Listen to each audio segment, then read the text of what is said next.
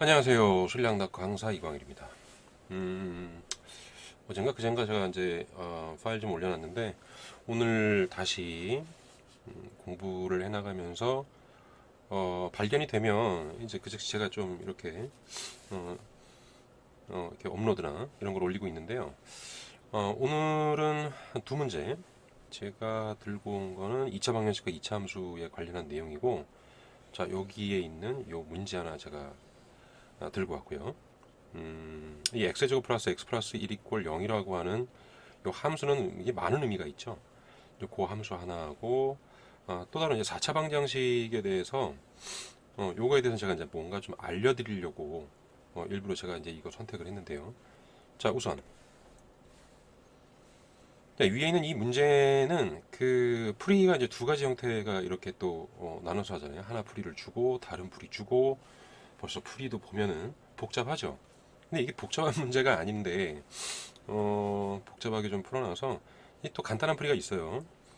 제일 중요한 거는 여기서 우리가 생각을 해야 될 내용은 바로 근해정이에요. 근해정의. 물론 이 문제도 마찬가지로 풀이가 많아요. 여기 주어져 있는 형태로 문제를 풀어도 좋고, 제가 이제 근본적으로 가져가는 건 여기에 주어져 있는 근해정이죠. 이거 말고, 그리고 복소수죠. 이게 지금 허근이 나오기 때문에 아마 여러분이 알고 있는 이 오메가라고 하죠. 뭐 오메가 공식 막 이런 말도 쓰는데, 그 오메가에 관련해서도 문제를 풀 수는 있어요. 물론 뭐 오늘 소개하는 거는 간단하게 이제 근의 정의고, 오메가는 오메가 자체를 공부할 때 이제 하나의 샘플로 이제 들 수도 있는 그런 얘기긴 한데, 일단은 제일 중요한 건 이제 간단히 푸는 방법이다 이거죠. 자 일단 우선 여기 나와 있는 이제 풀이를 간단하게 여러분이 좀 보시면, 보세요. 일단은 두 근의 합이 나와 있죠. 근의 정의죠 이게. 근의 정이 아니라 근과 계수의 관계. 두 근의 합이 주어지고 알파를 대입을 하게 되면 관계식에 의해서 뭐 이런 관계가 나오지 않냐.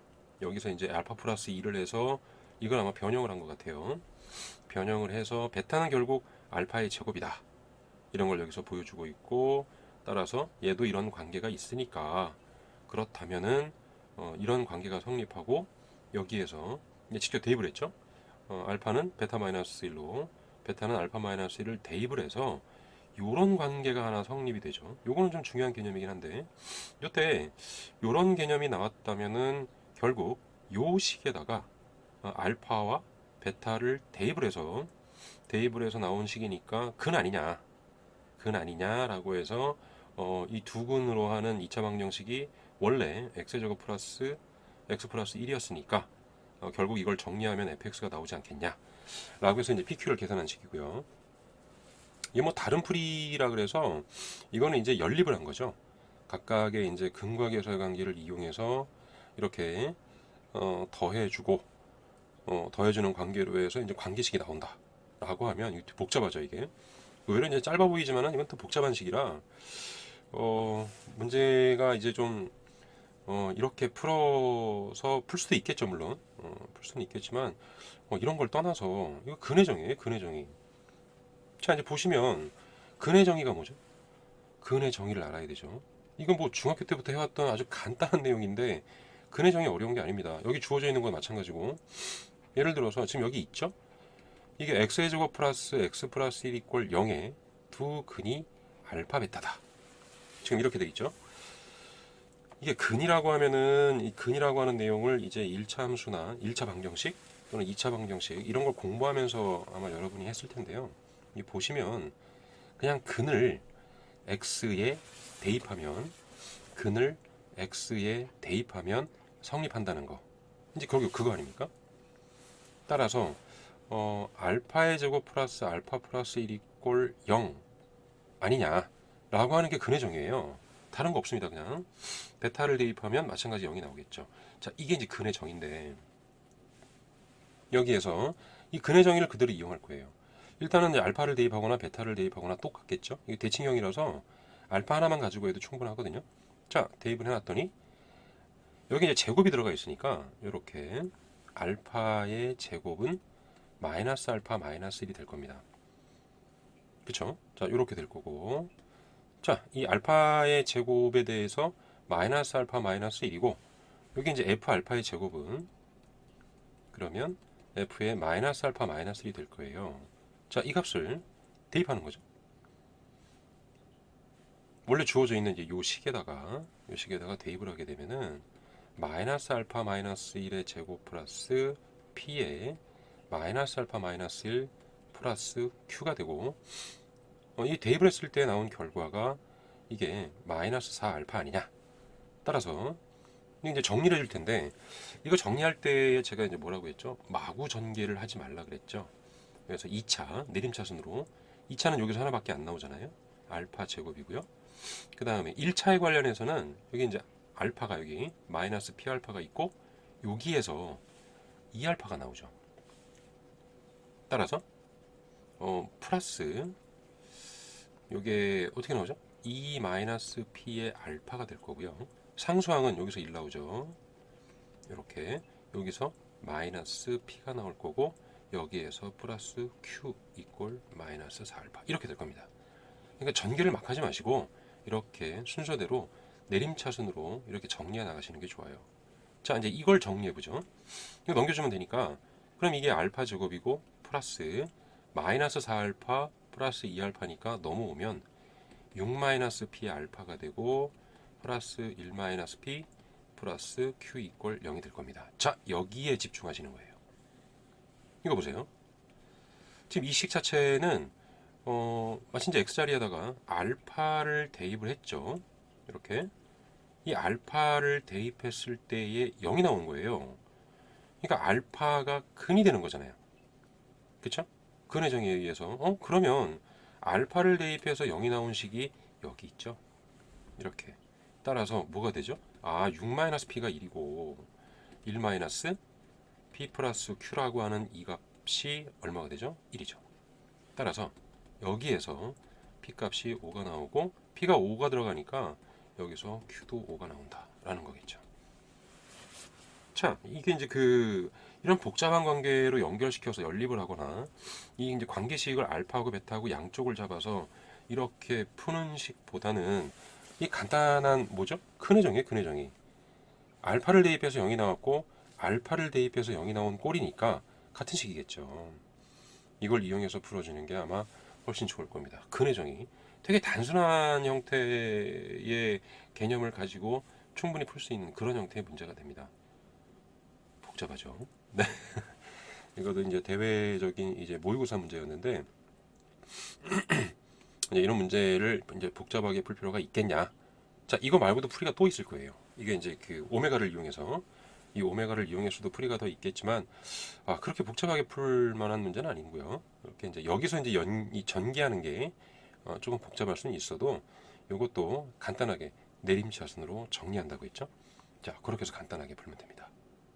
자, 다음에, 그 다음에 나오는 이 문제 같은 경우는 제가 이건 뭔가 좀 알려드리려고 하는 경우고, 문제를 여기에서 이제 풀이는 이게 이제 보기차식이라 그래요. 이거를 이제 그 말은 빠졌는데, x 제곱의 제곱 아니냐라고 하는 형태로, 원래 우리가 알고 있는 그 2차식에서 여기에 2차식에 x 대신에 x의 제곱이 들어간 꼴로 보고 보기차식이다 이런 말을 써요. 이제 보기차식이 되면 보통은 여기가 이제 제곱꼴이고 여기가 제곱꼴이니까 인수분해를 통해서 문제를 풀 수도 있다.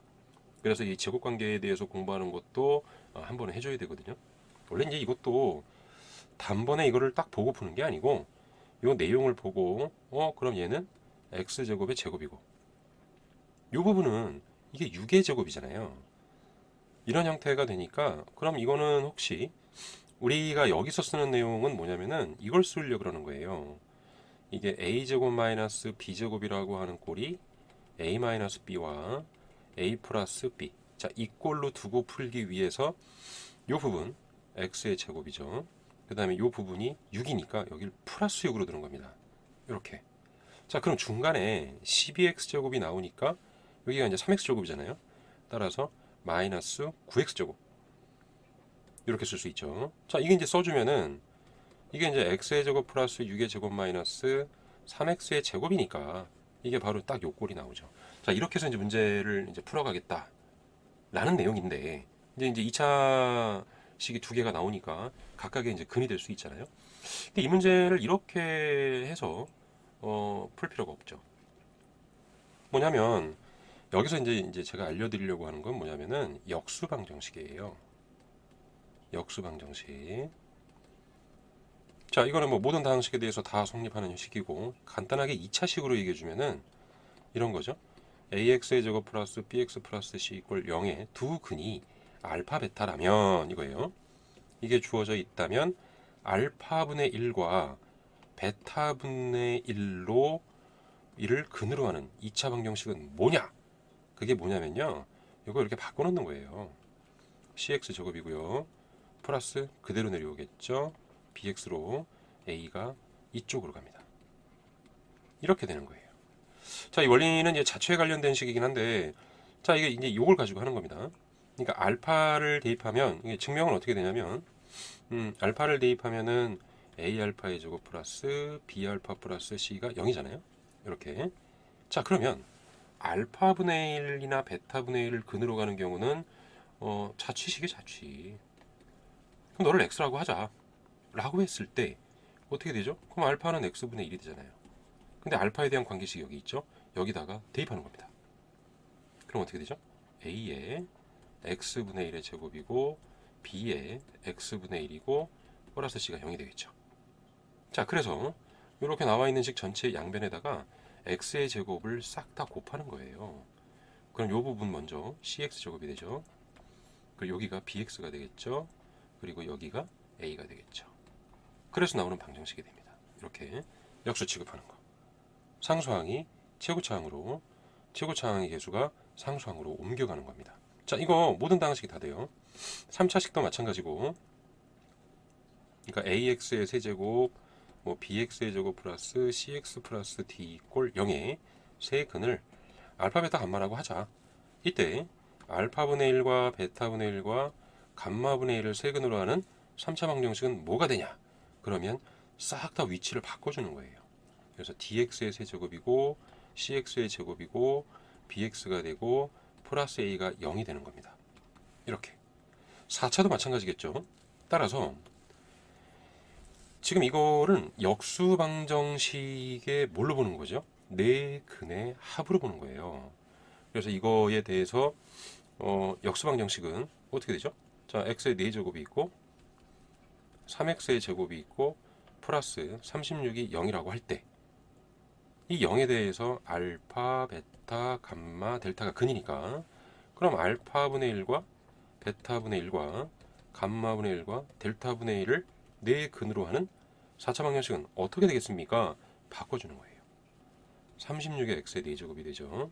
그리고 플러스 그대로 되겠죠. 3x의 제곱이 되고 이 앞에 계수가 1이 있잖아요. 2 이꼴 0입니다. 이렇게 되겠죠. 따라서